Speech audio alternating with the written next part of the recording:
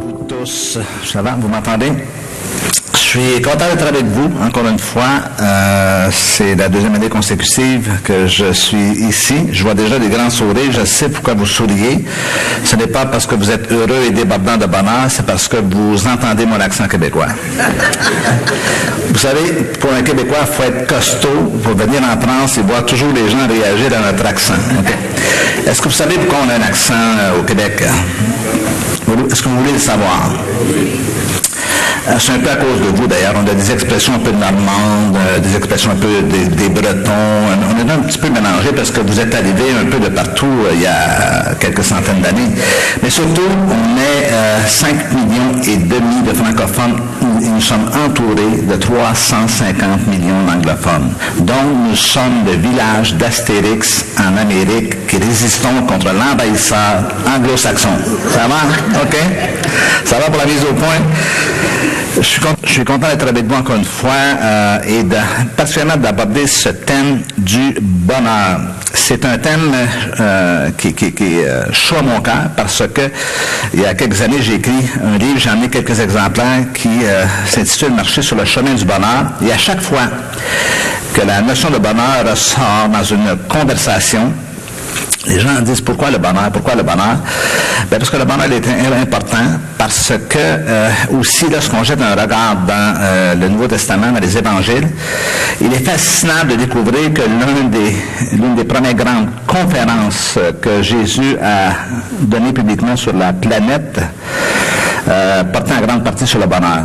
En effet, dans le célèbre sermon sur la montagne, dans Matthieu chapitre 5, on va le lire dans quelques instants, lire une portion dans quelques instants, 9 fois en quelques versets, Jésus s'adresse à la foule qui est devant lui en leur disant « heureux ou bienheureux ». Donc Jésus s'intéresse à la question du bonheur dans un contexte qui n'est pas très propice, c'est-à-dire reculons 2000 ans, reculons dans le temps, dans cette contrée brûlée par le soleil où il semble que d'autres besoins semblent plus importants que cette question du bonheur. Besoin de stabilité face au soleil qui tape fort, besoin d'avoir accès à de l'eau, besoin de répondre à des besoins qu'on pourrait qualifier de plus fondamentaux que cette recherche de bonheur. Mais vous savez, Jésus connaissait le cœur humain, il savait ce qui se traînait à l'intérieur du cœur humain et cette dimension du bonheur n'est pas le jeu d'un hasard, c'est en fait le Jésus qui est avant-gardiste dans toute cette reconnaissance des besoins humains. Si vous lisez un peu quelques philosophes, et vous en avez quelques-uns ici en France, ils vont vous parler que le bonheur date peut-être dans la préoccupation humaine de 300 ans ou de 200 ans ou 300 ans, mais Jésus a adressé le sujet il y a 2000 ans déjà, et c'est la démonstration encore une fois comment il connaît le cœur humain. Mais il n'est pas le seul à reconnaître cela. William James, un grand philosophe américain, a dit un jour comment obtenir le bonheur, le garder ou le retrouver est en fait pour la plupart des hommes le motif secret qui anime tout ce qu'ils font et tout ce qu'ils sont prêts à endurer. Blaise Pascal, un de vos concitoyens, a dit un jour tous les hommes recherchent d'être heureux. Peu importe, cela est sans exception, quelques différents moyens qu'ils y emploient, ils tendent tous vers ce but. Donc, la réalité de la question du bonheur, c'est une recherche qu'on peut qualifier d'universelle. C'est-à-dire que de tout temps, de toute époque, peu importe la condition, peu importe la race, peu importe le lieu géographique où nous vivons, les gens recherchent cet état de bien-être qui s'appelle le bonheur. Maintenant, les gens, évidemment, ne se promènent pas avec une affiche ou une pancarte en disant « je cherche le bonheur, je cherche le bonheur ». C'est bien sûr une recherche qui est parfois un peu cachée à l'intérieur de soi. C'est une aspiration même à la limite qu'on n'ose pas trop dévoiler de peur du regard des personnes ou du jugement qu'ils pourraient avoir en disant « mais t'as tout pour être heureux, pourquoi t'es pas heureux ?» ou « pourquoi t'es pas heureuse ?» et tout ça. Et c'est intéressant de découvrir que cette recherche de bonheur-là, elle n'est pas juste, encore une fois, je dirais, universelle, elle est aussi très, très, très personnelle. Donc, chacun pour soi, dans la condition de notre vie, on se pose des questions face à toute cette notion de bonheur. Maintenant, cela nous amène à de multiples questions que je vais adresser avec vous un peu ce matin.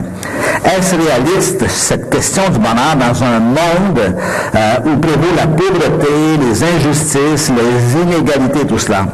Est-ce seulement envisageable pour tous ceux qui n'ont pas les moyens d'être heureux? Parce que de nos jours, le bonheur dans la conception qu'on a dit, il coûte cher, c'est l'argent et tout ça. Vous savez, il y a des... moi, je viens d'Amérique, hein, et en Amérique, il y a un mouvement qui s'appelle le Wellness Movement, où vous pouvez avoir un coach de bonheur pour 150 $ de l'heure, qui va vous amener main par la main à marcher sur le chemin du bonheur. Est-ce que le bonheur est illusoire? Est-ce qu'il existe réellement, ou il s'agit encore une fois de la poursuite du vent, d'une chimère, d'une illusion, d'un mirage possible? Peut-on apprendre à être heureux lorsque nous sommes malheureux depuis si longtemps, souvent depuis notre tendre enfance? Comment composer avec les moments douloureux de la vie? Y a-t-il moyen d'être heureux dans le malheur? J'aimerais vous rappeler que Jésus a dit un jour, heureux ceux qui pleurent, ou heureux ceux qui souffrent, car ils seront consolés. Donc Jésus a associé le bonheur à quelque chose que le bonheur pourrait être dans les larmes. D'ailleurs, c'est le thème que je vais adresser demain soir. Est-ce qu'il y a un bonheur après le drame, où le bonheur peut parfois nous quitter à jamais sans jamais revenir, un peu comme si quelque chose nous avait échappé et qu'il s'était envolé comme ça, on ne peut plus le retrouver. Et si vous voulez, pour comprendre un petit peu cette question du bonheur, on va jeter un regard dans ces béatitudes, on va jeter un regard. Ce matin, c'est vraiment un survol. Je vais aller beaucoup plus spécifiquement avec deux béatitudes, lundi soir et mardi soir. Regardons ensemble le texte, si vous permettez. Voyant la foule, Jésus monta sur la montagne, et après qu'il se fut assis, ses disciples s'approchèrent de lui. Puis, ayant ouvert la bouche, il les enseigna et dit, « Heureux les pauvres en esprit, car le royaume des cieux est à eux. Heureux les affligés, car ils seront consolés. Heureux les débonnaires ou les doux, car ils hériteront la terre. Heureux ceux qui ont faim et soif de la justice, car ils seront rassasiés. Heureux les miséricordieux, car ils obtiendront miséricorde. Heureux ceux qui ont le cœur pur, car ils verront Dieu. Heureux ceux qui procurent la paix, car ils seront appelés fils de Dieu. Et enfin, heureux ceux qui sont persécutés pour la justice, car le royaume des cieux est à eux. » Est-ce que je peux vous poser une question? Est-ce que je peux vous demander quelque chose? Juste vous, madame, ou le reste de la... Est-ce que je peux vous poser une question? Oui, bon, merci de vous me rassurer. Je pensais qu'on était tout seuls, vous et moi, ma chère dame. Levez la main droite. Dites, pasteur Denis, je promets de dire toute la vérité, rien que la vérité et juste la vérité. OK? Quels sont ceux qui ont déjà lu les béatitudes? OK? Bon, super. Maintenant, c'est là que ça se casse, ça devient un peu plus sérieux. Quels sont ceux qui ont déjà compris les béatitudes? Vous, madame, vous avez compris? Il n'y en a pas beaucoup, hein? On dit c'est beau les béatitudes, c'est bien écrit, ça fait partie du sermon le plus célèbre de Jésus. Mais qu'est-ce qu'il veut dire au juste? Lorsqu'il parle d'heureux, ceux qui ont le cœur peu, ou heureux les pauvres en esprit, c'est quoi? C'est heureux les nuls, heureux un peu les... Oui. Maintenant, ce texte de béatitude, on va le voir dans quelques instants, toutes ces béatitudes, en fait, sont une construction au niveau du langage, au niveau de l'écriture, qui est de l'ordre bien sûr, de ce coin de pays qui est le Moyen-Orient, où, à la seule lecture de la béatitude, on ne comprend pas vous savez, les béatitudes, telles qu'on les a lues, c'est pas des tweets de Twitter. OK? Donc, on doit être capable de réfléchir un peu plus, on doit être capable d'approfondir davantage des textes, ce qui n'est pas toujours évident de nos jours dans la culture ambiante où on reçoit des messages très rapidement et on les absorbe, mais on ne comprend pas plus davantage. Et ce matin, voici ce que Jésus propose. Jésus propose un bonheur pour tous. Jésus propose un bonheur pour moi. Jésus propose un bonheur pour vrai. Jésus propose un bonheur pour maintenant. Et enfin, Jésus propose un bonheur pour toujours. Ce que j'appelle le bonheur complet. Est-ce que vous êtes avec moi?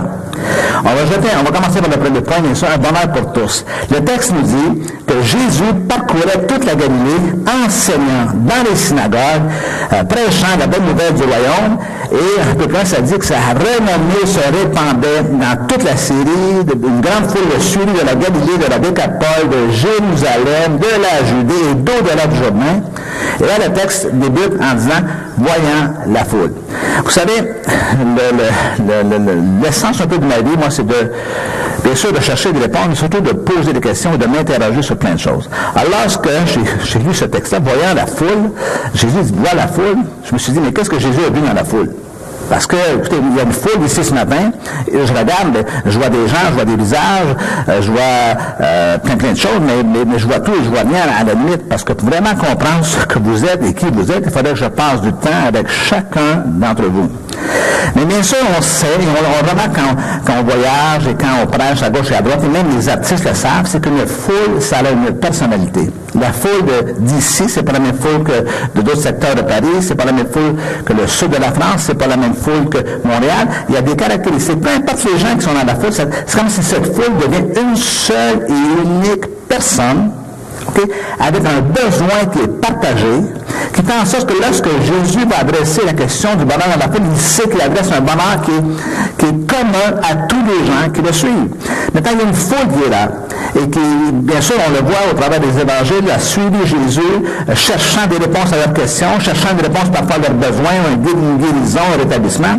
Mais Jésus est une foule, et en fait, on pourrait dire, même chez une foule, il y a une foule de besoins chez une foule, mais Jésus a fait une foule en besoin, avec un besoin commun, partagé par tous les membres de cette foule-là.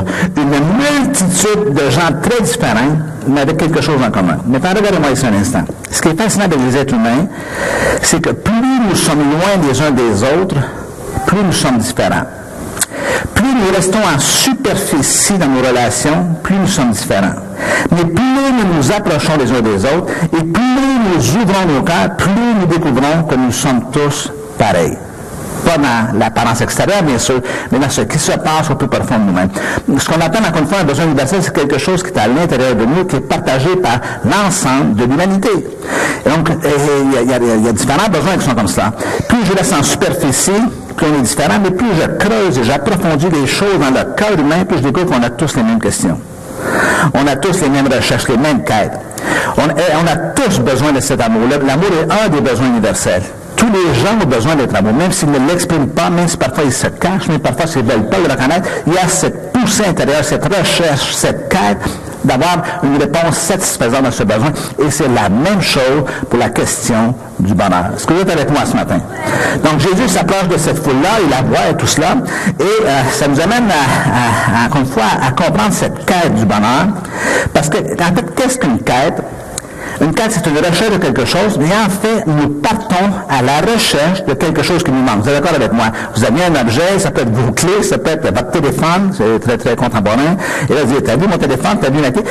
Parce qu'on a un manque, parce qu'on est habitué d'avoir quelque chose, de vivre quelque chose, ça peut être un objet, ça peut être une personne, évidemment. Et là, tout d'un coup, quand cela nous manque, nous partons à la recherche, et vous avez probablement déjà eu ces moments d'anxiété où vous avez un rendez-vous important, mais vous n'avez plus vos clés. OK? On a tous vécu ça. Il faut que je trouve mes clés. Là, je ne peux pas rater ce moment-là. Et plus le besoin est pressant, plus le vide est grandissant, et plus l'anxiété est là pour un peu nous aider à dénouer la situation. Il faut que j'arrête tout cela. Donc, la quête du bonheur procède d'un manque, d'un vide. Et c'est pour combler cette absence que toute personne part à sa recherche. En fait, intérieurement et parfois inconsciemment, on ne le trouve pas, je crois qu'on le retrouve, parce que c'est comme un objet perdu depuis si longtemps. Est-ce que vous me suivez? Vous savez quoi? Je vais vous mettre un peu sous le choc ce matin. Je ne crois pas, je mentionnais ça à une équipe hier après-midi, je ne crois pas que les gens cherchent Dieu. Je ne crois pas que les gens se lèvent, une personne non chrétienne se lève un bon matin en disant, est-ce que Dieu existe? Si oui, ben, je vais partir à sa recherche. Okay? Même dans votre propre quête, si vous y réfléchissez, vous ne cherchez pas Dieu. Vous cherchez quoi? Autre chose. Vous cherchez le bonheur, vous cherchez la paix, vous cherchez la sérénité, vous cherchez quelque chose. Mais évidemment, lorsque vous avez trouvé Dieu, vous avez dit, ah, voici ce que mon cœur cherchait. Je l'ai trouvé avec Dieu. Vous savez, Dieu, c'est un immense package. Il y a plein de bénédictions qui viennent avec cette découverte-là, dont le bonheur en tant que tel. Maintenant, regardez bien la pensée, je vais pousser un petit peu sur Pascal, qui a dit un jour, il y a eu autrefois dans l'homme un véritable bonheur. Donc, il ne lui reste maintenant que la marque et la trace toute vide, et qu'il essaie inutilement de remplir de tout ce qui l'environne. Parce que ce gouffre infini ne peut être rempli que par un objet infini et immuable, c'est-à-dire que par Dieu lui-même. Cela me fait dire, cela me signifie à ma pensée que cette quête du bonheur est aussi une quête spirituelle. Les gens cherchent à retrouver cette harmonie à l'intérieur d'eux-mêmes, ce sentiment en fait, j'utilise le mot d'être complet, d'être intégré. Il me manque quelque chose et je vais être complet parce que je vais le trouver comme un objet manquant qui reprend sa place tout au fond de mon cœur. Est-ce que vous êtes avec moi ce matin? Jésus propose un bonheur pour tous, à toute cette humanité. Mais Jésus aussi propose un bonheur pour moi. Poussons un peu plus loin. Voyant la foule, Jésus monta sur la montagne, et après qu'il se fut assis, ses disciples s'approchèrent de lui, puis ayant ouvert la bouche, il les enseigna. Rappelez-vous, j'ai dit que j'aime bien me questionner, poser des questions et tout ça. Donc, je me suis intéressé à cette question. Pourquoi tellement de détails sur ce texte? Voyant la foule, monte sur la montagne, s'assoit, et les disciples s'approchent, ouvrent la bouche. Regardons un petit peu le texte. Maintenant, Jésus monte sur la montagne, pourquoi? Parce qu'à l'époque, il n'y avait pas de podium. Mais si vous imaginez qu'en ce moment, je tente de vous parler de cette façon-là. Donc, tous les gens qui sont derrière cette salle ne me voient pas. Donc, il y a un contact qui ne se fait pas. Ou est-ce que vous imaginez que je continue à vous parler comme cela, en vous tournant le dos, sans faire de contact visuel avec vous? Il y a quelque chose qui manque. Donc, Jésus monte sur la montagne, parce que la foule le suit, elle le suit, et Jésus monte sur la montagne. OK, vous êtes là, la foule? Donc, il monte sur la montagne, et le texte dit qu'après coup, il s'assoit. Mais là, la question intéressante, c'est pourquoi il monte sur la montagne pour être visible, et là, il s'assoit. Parce que de nos jours, on ne comprend pas le sens des choses. Si vous allez dans de bonnes vieilles universités, il y avait à l'époque ce qu'on appelle la chaise magistrale. C'est-à-dire que, et c'est plus le cas de nos jours dans les universités, OK? Lorsque le prof entrait en classe, OK? Et que les étudiants, il y a tout ce brouhaha, ce mouvement des étudiants, lorsqu'ils s'assoient, automatiquement les étudiants s'assoient et savent que maintenant le maître est sur le point de parler. Et ça, c'est une tradition qui remonte très, très, très loin. Donc, Jésus, le maître, arrive, il s'assoit, et tous les gens s'assoient, et là, c'est il est sur le point de parler. Est-ce que vous suivez ce matin? Et là, ça va être le début officiel de l'enseignement, et il y a quelque chose de sacré qui commence à prendre place. La foule suit Jésus, et suit Jésus, elle a des questions, elle a soif de quelque chose. Jésus voit la foule, Jésus s'assoit, et là, c'est comme si les gens sont littéralement suspendus à ses lèvres. Nous allons avoir la réponse. Mais allons un peu plus loin. Il s'assoit, et après le coup, il ouvre la bouche. Maintenant, à moins que, je ne sais pas si vous connaissez Philippe Châtre ici, qui est rentré là, mais à moins que vous soyez lui, il faut ouvrir la bouche chez les humains normaux pour pouvoir parler. Maintenant, encore une fois, ici, il faut se remettre un petit peu dans la pensée grecque, où c'est une façon de s'exprimer qu'il s'agit d'un moment où Jésus va faire une déclaration solennelle. Je vais dire à la dimension sacrée, comme un oracle. Comme quelque chose qui mérite une attention soutenue. La foule est là, Jésus est là, et là, la foule elle est suspendue à ses lèvres, et là, ils attendent la réponse. Et c'est souvent le cas dans notre vie, devant des situations, quelqu'un doit nous lâcher un coup de fil, nous téléphoner pour avoir une réponse à quelque chose, et là, on attend au bout, parce que la réponse, on sait qu'elle va changer quelque chose. C'est la réponse qu'on attend depuis longtemps. Il va exposer sa pensée, qui est sur un sujet crucial, qui est encore une fois cette quête qu'ont les gens. C'est donc l'expression d'un partage intime. Et qu'est-ce que Jésus va faire de plus? Il va les enseigner. Intéressant, encore une fois. Vous savez, on connaît Jésus selon divers angles. On le connaît comme le sauveur de l'humanité, bien sûr, qui est venu ici pour sauver l'humanité. On le connaît comme celui qui guérit. On connaît comme celui qui délivre. On connaît comme celui qui fait des miracles. Mais un des aspects sous-estimés de la personne de Jésus, c'est le Jésus qui enseigne. Et si vous ne me croyez pas ce matin, mais relisez les évangiles, et vous allez découvrir que ce que Jésus a fait le plus de ce qu'il était sur terre, il a enseigné. Il a enseigné cette foule-là. Il a enseigné aux gens. Pourquoi? Parce qu'un enseignant, s'il y a des enseignants ici, vous allez être d'accord avec moi, sûrement, un enseignant a une fonction, c'est c'est plus que de transmettre une information, c'est d'amener les étudiants ou ses élèves à développer des acquisitions vers le chemin de la prise en charge de sa vie et de son autonomie. sans créer une dépendance. Un bon professeur, un bon enseignant donne les outils nécessaires à la personne. Mais ici, c'est intéressant dans cette question du bonheur parce que le bonheur n'est pas un colis qu'on reçoit à la poste. J'étais malheureux sur le chemin de la vie. Quand tu me dis, paf, j'ai reçu un colis de... Ça s'appelle ici la Poste. La Poste. Ça s'appelle Poste Canada, ici c'est la Poste. OK? J'ai longtemps cherché le bonheur. Le bonheur. Il y a même un beau chanteur ici qui a chanté un tube qui s'appelait le bonheur. Oui? Et qui a cartonné partout, même au Canada. Pourquoi? Parce qu'encore une fois, c'est une recherche. Mais Dieu, ce bonheur-là, n'est pas quelque chose qui va nous tomber du ciel. Je m'en avais malheureux sur le chemin de la vie. Quand tu m'écoutes, paf, le bonheur. J'ai reçu le bonheur et je marchais heureux le reste de ma vie.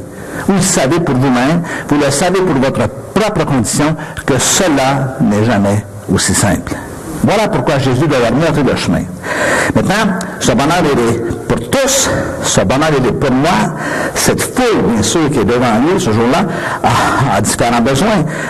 Du moins, peut-être ils ont le besoin commun du bonheur, mais ce besoin va se personnaliser selon la propre condition de leur vie en tant que telle. Mais Jésus propose aussi un bonheur pour vrai. Vous connaissez ce texte qui est appelé sur la diapo. Jean 3,16, Dieu a tant aimé le monde qu'il a donné son Fils unique afin que quiconque croit en lui ne périsse pas mais qu'il ait la vie éternelle. C'est le texte le plus connu chez les évangéliques de par toute la planète. En fait, qu'est-ce que ce texte nous dit? C'est que Jésus est venu sur terre, envoyé par Dieu pour apporter la vie. Il n'était pas sans savoir qu'il pénétrait dans un univers marqué par l'hostilité, la suspicion, la souffrance, les blessures, les injustices et tout cela, le désespoir, parfois la révolte, et en fait, littéralement, il pénétrait dans la condition réelle des êtres humains, le monde tel qu'il est. Alors, permettez-moi de vous dire que cette venue de Jésus sur terre était la démonstration évidente que Dieu souffrait de voir l'humanité souffrir. Ceux qui sont parents ici, nous souffrons parfois pour nos enfants. Nous angoissons face à des décisions qu'ils pourraient prendre. Parce que nous connaissons le chemin. Parce que nous avons un peu plus de kilométrage sur cette planète que nous en avons. Or, le parent qui souffre pour ses enfants est un parent normal. Parce qu'il est attaché à ses enfants. Ce parent, il les aime. Et quand on aime, évidemment, la condition de l'autre nous préoccupe. Et c'est la même chose entre Dieu et l'humanité. Entre Dieu et l'humanité. C'est donc la venue de Jésus sur terre, c'était pas une visite exploratoire. C'est sûrement pas une visite touristique. C'est une visite salvatrice. Et c'est une visite rédemptrice. Il venait changer la condition des hommes. Maintenant, permettez-moi de vous dire ceci. Jésus n'est pas venu sur terre les mains vides. Il a apporté la bénédiction du ciel qu'on appelle les béatitudes. Il a amené à cette humanité, il donnait à cette humanité les outils nécessaires pour les amener sur le chemin du bonheur.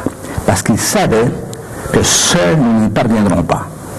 Et c'était vrai à cette époque, et c'est encore vrai de nos jours, comme ça a été vrai de siècle en siècle, depuis tout le temps, tous les temps. Dieu savait qu'il devait apporter quelque chose. Jésus est venu pour cela. L'apôtre Paul l'a découvert un jour aussi lorsqu'il a dit « Le royaume de Dieu, c'est la justice, la joie et la paix par le Saint-Esprit. » Et permettez-moi de juste commenter 2 secondes. Justice, joie et paix, 2 aspects sur toi ont un lien avec la condition intérieure d'une personne. Mais Dieu ne donne pas un bonheur gratuit. Bon marché, sans participation. Et là, je reviens un peu à la construction des béatitudes, parce que lorsque je vous ai posé la question tout à l'heure, quels sont ceux qui ont compris les béatitudes, pas d'entre nous, bien sûr, on dit, c'est beau, mais je ne sais pas qu'est-ce qui est beau au juste, mais je ne comprends pas ce qu'il signifie. Parce que les béatitudes ont une construction très, très spéciale. Et, en fait, dans ce contexte-là, c'est un peu comme si Jésus agit davantage comme un médecin avec une prescription médicale ou une ordonnance. OK?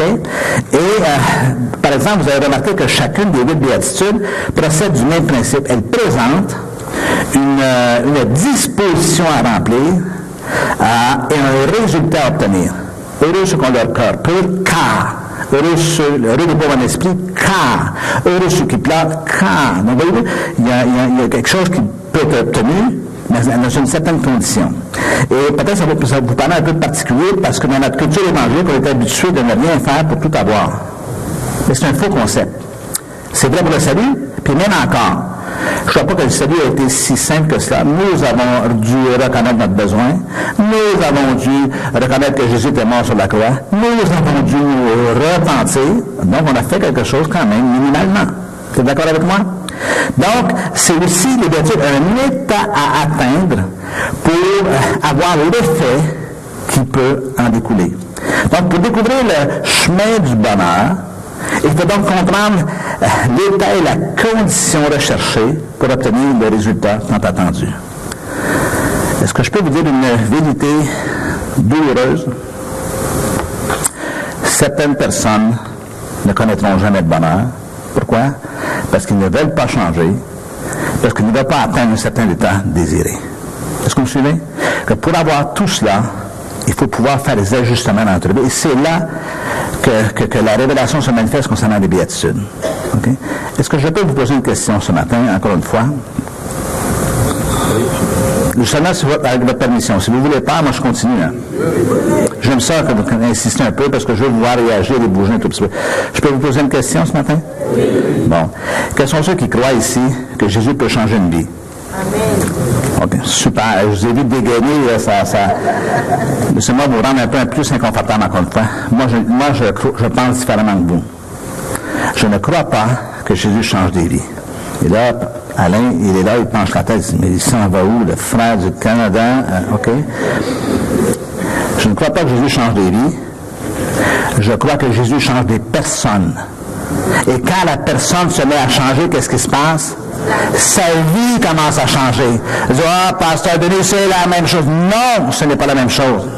Parce que la vie n'est pas en dehors de moi. N'est pas quelque chose sans ma participation. C'est moi qui prends des décisions dans la vie. C'est moi qui décide, c'est moi qui me marie, c'est moi qui aime, c'est moi qui haïs, c'est moi qui gère tout cela. Et le produit est davantage la manifestation de qui je suis. Et Dieu me dit, quand je regarde l'état de ta vie, je pense que j'ai besoin de travailler dans ta vie. Il va te transformer, de changer. Donc, à la place de dire, Seigneur, change ma vie, que devriez-vous dire? Seigneur, change-moi. Parce que plus que toute autre chose, c'est moi l'auteur de mes problèmes. Bien sûr qu'on subit des choses des autres. Mais évidemment, c'est nous qui sommes les acteurs de nos vies. Est-ce que vous êtes toujours avec moi ce matin? Est-ce que vous m'aimez encore quand même? OK? Gloire à Dieu. Allons un peu plus loin. Un bonheur pour vrai. On retourne dans l'Ancien Testament. Vous suivrez entièrement la voie que l'Éternel, ça c'est dans Deutéronome chapitre 5, la voie que l'Éternel votre Dieu vous a prescrite afin que vous viviez pleinement et que vous soyez heureux, afin que vous prolongiez vos jours dans les pays dont vous aurez la possession. Donc déjà, quelques petits millénaires plus tôt, l'Ancien Testament nous donnait le nombre des choses à venir, cette dimension, cette préoccupation du bonheur, afin que vous viviez et que vous soyez heureux. On plonge jusqu'à la fin du Nouveau Testament vers l'Épître de Jacques, mais celui qui aura plongé le regard dans la loi parfaite, la loi de la liberté, et qui aura persévéré, n'étant pas un auditeur oublié, mais se mettant à l'œuvre, celui-là sera... Je n'ai pas entendu. Cela, il y a 2 ou 3 qui doivent être heureux, le reste, heureux dans son activité, heureux dans ce qu'il fait, heureux dans sa vie, littéralement. Et ça, c'est intéressant. Mais allons un peu plus loin. Que sont les béatitudes? Les béatitudes, en fait, c'est le bonheur selon Dieu. C'est la version divine du bonheur. Le principe divin pour être heureux. Le bonheur de Dieu aussi. Mais maintenant, regardons un peu les textes. En anglais, ceux qui parlent, vous connaissez l'anglais, si vous allez dans les Bibles anglaises, vous apercevez que ce n'est pas happy qui est indiqué dans les béatitudes, c'est marqué blessed, qui veut dire béni. C'est intéressant. Donc, le mot en grec, c'est makar, ce qui appartient au Dieu. Le terme grec pour le bonheur, en fait, c'est makar, mais en fait, c'est makarios, qui veut dire la condition de quelqu'un qui est béni de Dieu. Donc, même dans la sélection des mots, il y a quelque chose qui est signifiant. Donc, on m'a dit le bonheur, tel que les gens recherchent, c'est quelque chose que Dieu veut donner, dans la mesure où j'ajuste ma vie au diapason de ce qu'il veut pour moi. Et là, vous commencez à comprendre pourquoi je dis que certaines personnes ne sont jamais heureuses, parce qu'elles ne font pas ce qu'ils doivent faire pour être heureux. Donc, ce terme makarios fait allusion à cette dimension du bonheur. Et les gens ont compris à l'époque que ce bonheur que je recherche, c'est la condition de quelqu'un qui est béni de Dieu. Que donc Dieu jette un regard favorable sur sa vie. C'est l'action de Dieu qui veut littéralement réaménager la vie intérieure des personnes. Parce qu'encore une fois, le bonheur procède de l'intérieur, de l'extérieur. Voilà pourquoi vous allez parfois vous promener à peu près à 2 km de chez moi au Québec. Il y a un immense lotissement avec les maisons dont la moins chère est à 1 million. Okay? Donc c'est 1 million, 1 million et demi, 2 millions, 3 millions, 4 millions, 5 millions de dollars canadiens. Et qui reste là? C'est les vedettes, les gens de la télé, les joueurs de hockey du Canadien de Montréal, toutes les vedettes, OK? Et eux, bien sûr, c'est cette dimension de bonheur. Les gens pensent que le bonheur est là, et dans cet argent. Et moi, je reste juste à 2 km, je suis le pauvre du quartier, dans tout ça. Mais les gens ne comprennent pas que c'est pas cela qui les rend heureux. Rien de matériel ne peut combler ce qui, à l'origine, est spirituel. Et voilà pourquoi on a beau s'acheter tout ce qu'on peut dans la vie, cela ne comble pas. Par définition, ça ne comble pas. Donc, les béatitudes constituent le bonheur de Dieu à la manière de Dieu. Elles offrent une description de la qualité de la vie du véritable croyant, celui dont la vie est bénie. Le bonheur pour celui qui croit en Dieu ne provient donc pas des aléas de la bonne fortune et du hasard, mais dans des circonstances favorables, il provient de la bénédiction de Dieu résultant de l'ajustement de sa vie intérieure. Intéressant, hein? De l'ajustement de sa vie intérieure.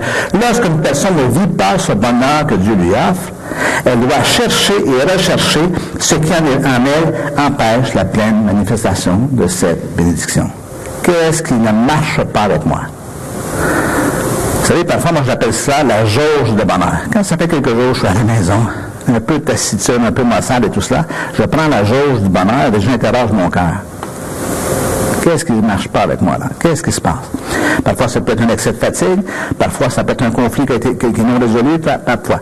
Et là, je sais que je dois faire un correctif pour retrouver cet état de bien-être et de paix, de sérénité que l'on appelle le bonheur.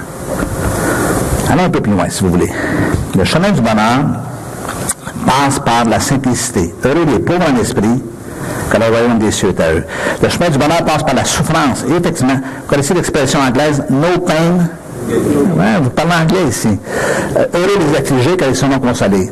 La souplesse. Heureux les doux, car ils hériteront la paix. Le doux, c'est plus que la douceur. Là. Ah, il est doux. C'est la capacité d'être souple. Heureux ceux qui ont soif, qui ont faim et soif de la justice, car ils seront rassasiés. Le chemin du bonheur passe par la sympathie envers nos semblables. Heureux les miséricordieux, car ils obtiendront miséricorde. Le chemin du bonheur passe par la sainteté. Heureux ceux qui ont le cœur pur, car ils verront Dieu. Par la solidarité. Heureux ceux qui procurent la paix, car ils seront appelés fils de Dieu. Et le chemin du bonheur passe par le sacrifice. Heureux ceux qui sont persécutés pour la justice, car le royaume des cieux est à eux. J'y reviendrai dans quelques instants sur cet élément-là, sur cette dernière béatitude. OK. Tout à l'heure, j'ai mentionné que certaines personnes ne pourront pas être heureux. Je sais que certains, j'avais dit un peu, en ce moment, je ne suis pas en train de mal dire ou de prononcer une malédiction. J'essaie de vous comprendre que vous êtes participant dans votre vie, dans ce que vous devez faire pour améliorer votre condition, pour améliorer votre condition de vie. Pourquoi les gens sont pas heureux dans la vie? Parce qu'ils cultivent l'orgueil au lieu de la simplicité du cœur. La facilité au lieu de la souffrance. Ils cherchent le chemin le plus simple pour faire les choses. La dureté du cœur au lieu de la souplesse, l'endurcissement. La satisfaction de soi au lieu de la soif de Dieu. La vengeance au lieu de la sympathie envers leurs semblables. Lui, il va payer. Elle va payer. La méchanceté au lieu de la sainteté. La confrontation et l'affrontement. La bagarre au lieu de la solidarité. Et dernièrement, le sacrifice des autres au lieu du sacrifice de soi. Dites aïe, aïe, aïe. Est-ce que c'est le reflet de ce que les gens vivent dans ce monde moderne? Est-ce que vous êtes d'accord avec moi ou je suis dans une illusion? Vous le savez, hein? Vous le savez. Vous voyez des noms, vous voyez des visages en ce moment, des gens que vous connaissez au travail et tout ça. Vous dites, seront jamais heureux à cultiver toute cette dureté de cœur. Et c'est là le paradoxe de l'humanité.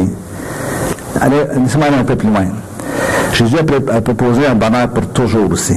Il a dit, heureux ceux qui souffrent, heureux ceux qui sont persécutés pour la justice, que le royaume des cieux est à eux. J'aimerais juste vous faire réfléchir sur quelque chose, juste quelques instants.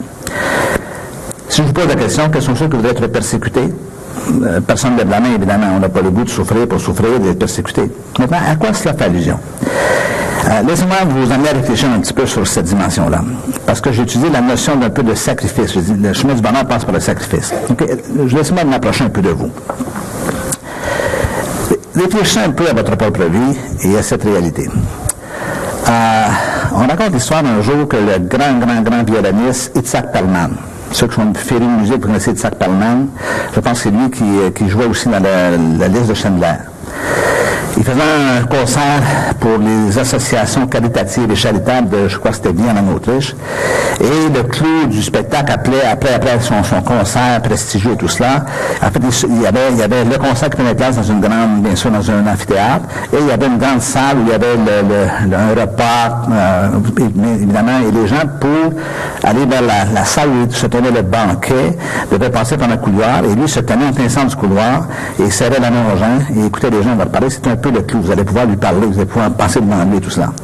Et les gens, bien évidemment, par gentillesse et par politesse, s'approchaient de lui et le félicitaient pour sa prestation de ce soir-là. Et un après l'autre, les gens défilaient comme ça. Et il y a un homme qui s'est approché de lui et qui lui a dit, vous êtes le meilleur au monde.